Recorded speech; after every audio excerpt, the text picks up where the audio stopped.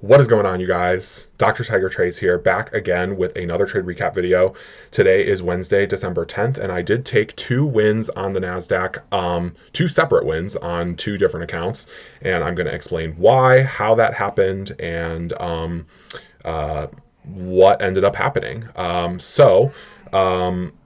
Let's see. I'm just going to go through my bias very quickly because there really isn't much to talk about. On the daily, there really isn't much to talk about. There is not many daily gaps being respected or disrespected. We have not tapped this daily gap on MNQ, and we've kind of just been chopping around on the daily for a few days.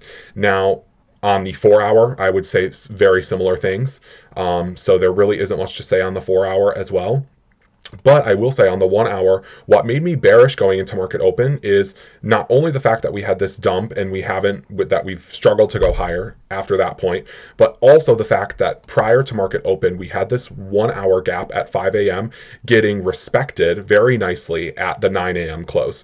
And so that really made me bearish going into market open, wanting to see this sell side and this past day low swept. And so, going into market open, I'm now going to, I had these other draws marked, right? Like if I wanted to take longs, there's this buy side level, London high, untapped 1 hour, buy side, etc. So there's those levels, but I was bearish going into market open. And my thing is that something that I realized from, I forgot what trade it was. I think it was Monday. I took a stupid trade on Monday. And the reason my trade lost on Monday was because I did not listen to the condition that I needed to see met in order for the trade to play out. And today, for me, in order for these shorts to be successful, I needed this 15-minute bullish gap that I'm marking out currently to be disrespected. And this was where we were at 9:15. 9:30, we closed through this 15-minute gap. So that confirmed to me that we are going to be going to at least this sell side level. And so I tried to just get an entry to that point, and this trade was kind of just like a little scalp to that point. I tried to follow my rules and my trading plan as best as I could. Like for example, on the 5 minute, we also had a lot of 5 minute inversions. So for example, we inversed this 5 minute, traded into it, respected it, had this 5 minute, traded into it, respected it. Also had this 5 minute, traded into it, and ultimately respected it. And this was this candle closed right at 9:30, the one that my mouse is on. And so at that point, since we respected this 5 minute gap, this 5 minute gap, and the 15-minute close through, I immediately was willing to really enter at market open, which I don't normally do. I've gotten cooked off the market open before, and I kind of don't encourage always trading the market open, but when my confluences are there, when the setup is there, I am willing to do it. So I tried to just find a safe, relatively safe entry. And so on the 1 minute, we had made this 1 minute gap at 9:28. At 9:30, we traded into it, respected it. We left this sell side. So at this closure, I just wanted to see a confirmation candle lower in order to trade to the sell side. And so I looked on the 30-second, and on the 30-second, let me see. On the 30-second, we had this candle that to me showed resistance to go higher and confirmation to go lower. So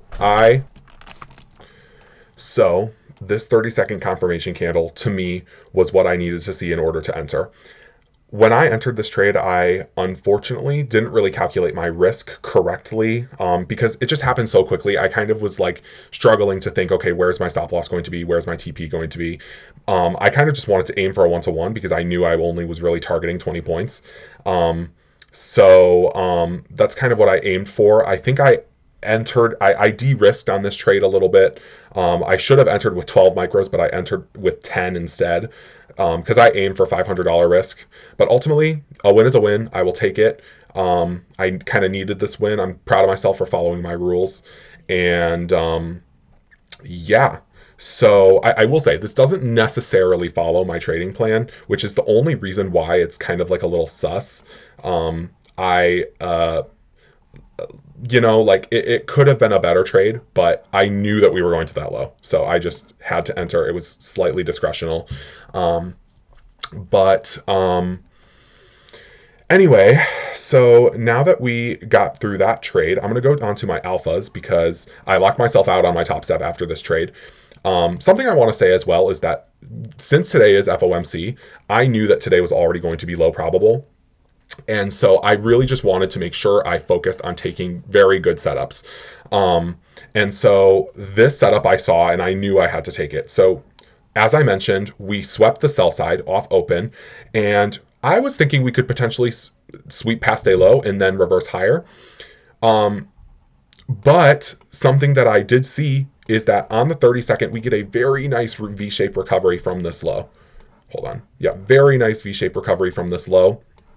And like we broke structure, we inversed these 30 seconds. We also inversed this 1 minute as well in a 40-point candle. That is a lot of displacement. And so I knew that this was a very high probable long setup, even though I was bearish, right? Even though I was bearish, I knew that this was a high probable long setup. And so I entered and I wanted to target the 5-minute gap in this range. We have this 5-minute gap. Was it potentially an ambitious target? Yes, potentially. But I felt confident in it hitting. So that's kind of why I targeted this 5-minute gap. I mean, if we were going to be bullish, I would expect it to go to this 5-minute gap in this range. I still think we can. We've kind of been struggling off the open, but yeah. Anyway, so that explains my trade. I ended up taking partials right here, and the reason I did was because ES had already traded into the 5-minute gap. And I don't necessarily want a full close when I potentially expect an SMT to form.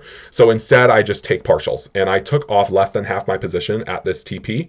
And I wanted to hold to this full TP. It was really unfortunate that it didn't hit it because it was only 15 points away. But I still secured myself profit on the day. Across 3 accounts, this secured me around 750. And on the top step, I got 437, so that basically secured me 1200 on the day. So I let the rest ride to my break even, and now I'm done for the day. I'm going to enjoy my day, and if you enjoyed this video, please be sure to give it a like, subscribe, and comment on any feedback you have for me. I'd really appreciate it. And yeah, I'll catch you guys in the next one. Peace.